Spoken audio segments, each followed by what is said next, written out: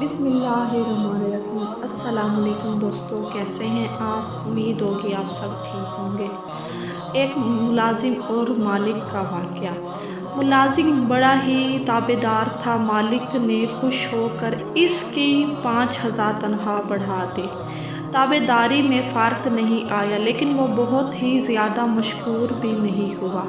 مالک کو بڑا غصہ آیا کہ میں نے اس کی تنخواہ بڑھائی، لیکن یہ ہے کہ اچھے سے شکریہ ادا بھی نہیں کیا میرا۔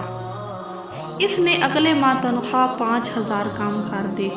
ملازم کی تابعداری ابھی بھی وہیں کی وہیں رہی، کوئی شکایت نہیں کی اس نے۔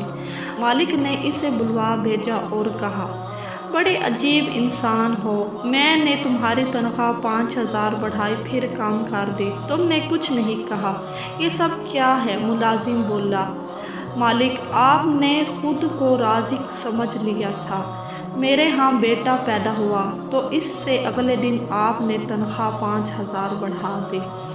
میں سمجھ گیا کہ جس خالق نے بچہ دیا اس نے رزق کا انتظام بھی ساتھ ہی کر دیا ہے، سو اسی کا شکر ادا کیا میں نے۔ پھر جس دن آپ نے تنخواہ کم کر دی اس دن میری والدہ وفات پا گئی۔ میں نے جان لیا کہ وہ اپنا رزق اپنے ساتھ لے گئی ہیں، سو تب بھی اللہ کا شکر ادا کر کے مطمئن رہا۔